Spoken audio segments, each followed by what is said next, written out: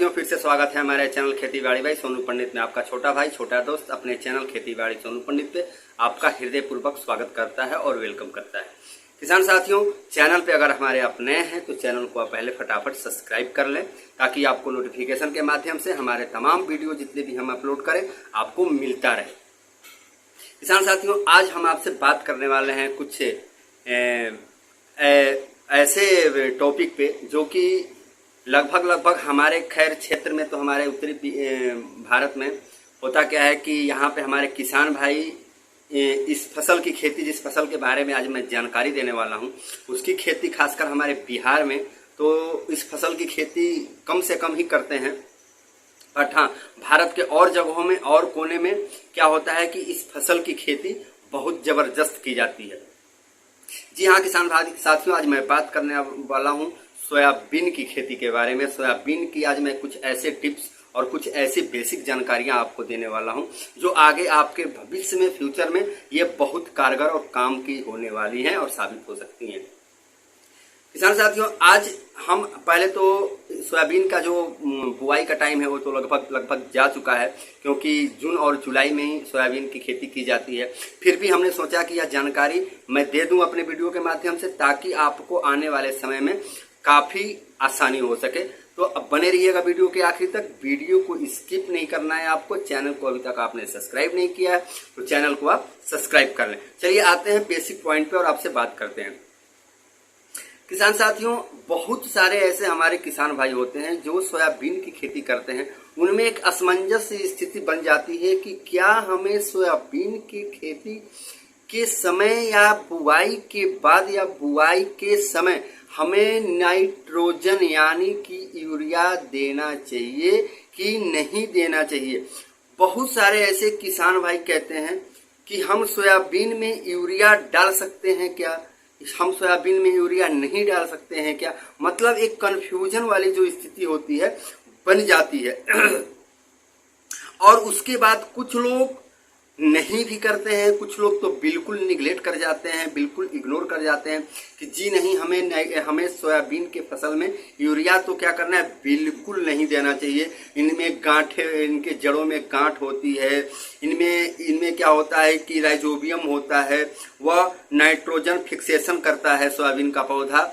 उसके बाद इस वजह से हमें नाइट्रोजन यानी कि यूरिया हमें सोयाबीन के फसल में नहीं देना चाहिए। भाई साहब, मतलब इतना अपना माइंड और इतना अपना सेंस लगा लेते हैं कुछ हमारे किसान साथी कि मतलब वो खुद ब खुद अपना नुकसान कर बैठते हैं। जी हाँ। अब उसके बाद अब कई बार तो ऐसे किसान साथी होते हैं कि बिल्कुल इस बातों से, लोगों की इस बातों से सेटिस्फाइड हो जाते हैं, संतुष्ट भी हो जाते हैं कि हाँ ये बात बिल्कुल सही है, हमें नाइट्रोजन नहीं देना चाहिए सोयाबीन के फसल में, सोयाबीन के खेती में। अब आपको बता देते हैं कि खरीफ फसल में नाइट्रोजन देते हैं या नहीं देते हैं।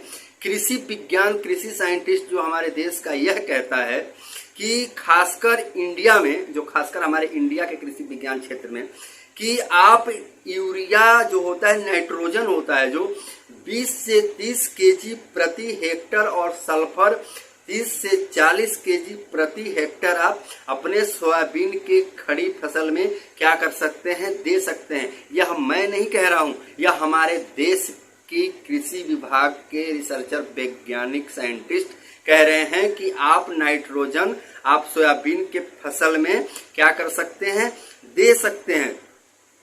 ठीक है। और उसके बाद एसएसपी, जो एसएसपी होता है 5 बैग यानी कि 250 केजी प्रति हेक्टर व यूरिया 1 बैग यानी 50 केजी प्रति हेक्टर आप क्या कर सकते हैं, आप सोयाबीन में दे सकते हैं।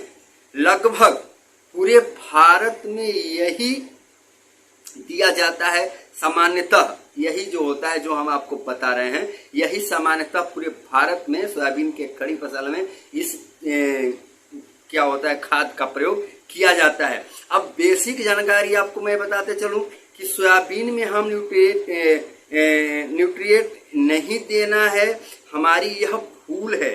अगर हम सोयाबीन के फसल में नाइट्रोजन यानी अगर यूरिया नहीं देते हैं तो हम सबसे बड़ा मिस्टेक करते हैं किसान साथियों। स्पेशली नाइट्रोजन क्या करना चाहिए कि हमको अपने सोयाबीन के फसल में देना चाहिए। अगर आपने सोयाबीन की खेती करते समय आपने यह महसूस किया होगा कि जब सोयाबीन के पौधों में जब फलियां लगना शुरू होता है तो उस टाइम आपने यह महसूस जरूर किया होगा। और फलियां लगने के बाद होता क्या है कि पौधे एकदम से बूढ़े बूढ़े से दिखने लगते हैं, जैसा कि स्क्रीन पे आप देख रहे होंगे। और एकदम से दाने क्या हो जाते हैं कि पिचकने लग जाते हैं और बगैर समय के असमय ही आपका सोयाबीन हार्वेस्टिंग के लिए तैयार हो जाता है, यानी पक के तैयार हो जाता है कटाई करने के लिए। यानी कहने का मतलब कि बगैर समय ही असमय ही आपका फसल सोयाबीन का तैयार हो जाता है, दाने पिचक जाते हैं, जिससे कि आपके सोयाबीन की फसल अच्छी उत्पाद अच्छी मात्रा में नहीं देती है और आपका फसल नष्ट हो जाता है। क्योंकि उस टाइम क्या होता है कि सोयाबीन में फफूंद जनित रोग का प्रकोप बहुत ज्यादा और बहुत तेजी से बढ़ जाता है। इस कारण ऐसा होता है कि असमय ही आपके फसल सूखने और पकने लग जाते हैं। और इसका कारण यह होता है कि इनका जड़ कमजोर हो जाता है नाइट्रोजन के नहीं देने से, और पौधा उठ नहीं पाता है, पौधा ग्रोथ नहीं कर पाता है। और दूसरा, नाइट्रोजन फिक्सेशन करने वाले बैक्टीरिया जो होते हैं फूल के बाद क्या करते हैं कि वह अपनी एक्टिविटी को कम कर देते हैं, अपनी जनरेशन अपनी क्रिया को कम कर देते हैं। इस वजह से ये सारी समस्या आना शुरू हो जाता है। पौधे में फली व दाना बनने पर नाइट्रोजन की मांग ऑटोमेटिक बढ़ जाती है पौधों की, और हमें उस टाइम देना भी चाहिए, उनकी मांग को मानना चाहिए और पूरा करना चाहिए। और दोनों सेम टू सेम, दोनों विपरीत बातें हैं। सबसे मुख्य बात कि पौधों को नाइट्रोजन चाहिए, क्योंकि सोयाबीन में 40% क्या होता है प्रोटीन का मात्रा होता है, और उस प्रोटीन को बनाने के लिए नाइट्रोजन और प्लस सल्फर की जरूरत पड़ती है किसान साथियों। और पौधा खुद अपने और करता क्या है कि इस पीरियड में अगर आप नाइट्रोजन और सल्फर नहीं देते हैं तो पौधा क्या करता है कि खुद अपने पत्तियों से नाइट्रोजन लेने लगता है, जिससे कि आपके पौधों की ताकत कम हो जाती है, कमजोर हो जाती है। और उसके बाद इसकी वजह से समय से पहले ही ये पकने और सूखने और इनकी फलियां जो होती हैं पिचकना शुरू हो जाती हैं। इसलिए आपको करना क्या है कि यूरिया के साथ सल्फर की मात्रा भी जरूर रखनी है। अकेला आप कितना भी आप यूरिया नाइट्रोजन कितना भी आप अकेला दे लें, इससे आपको सफल नहीं होना है। सोयाबीन के फसल में, सोयाबीन के खेती में आपको सल्फर तो इनके साथ यूरिया के साथ आपको मिक्स करके देना ही देना है किसान साथियों। की वजह से आपको नाइट्रोजन और प्लस सल्फर दोनों संतुलित मात्रा में, समान मात्रा में देना होगा, तब जाकर के आप सोयाबीन की उन्नत फसल ले पाएंगे और उससे अच्छा मुनाफा आप कमा पाएंगे। किसान साथियों, पोलैंड के अंदर एक स्टडी हुई है, 2023 का जो रिसर्च हुआ है, अपडेट हुआ है, नया रिसर्च हुआ है जो, उसमें एक रिपोर्टेड अखबार जो कि बहुत जाना माना अखबार है, वहां पे यह पब्लिश हुआ है न्यूज कि इसके अंदर। और दूसरी बात कि हर जगह की किसान साथियों मिट्टी अलग होती है, यह चीज आप ही जानते हैं। यानी अगर आप यह देखें तो उसमें क्या करते हैं वह कि 60 केजी करते क्या है कि 60 केजी ले लेते हैं बुआई के समय और 60 केजी फलियां लगते समय।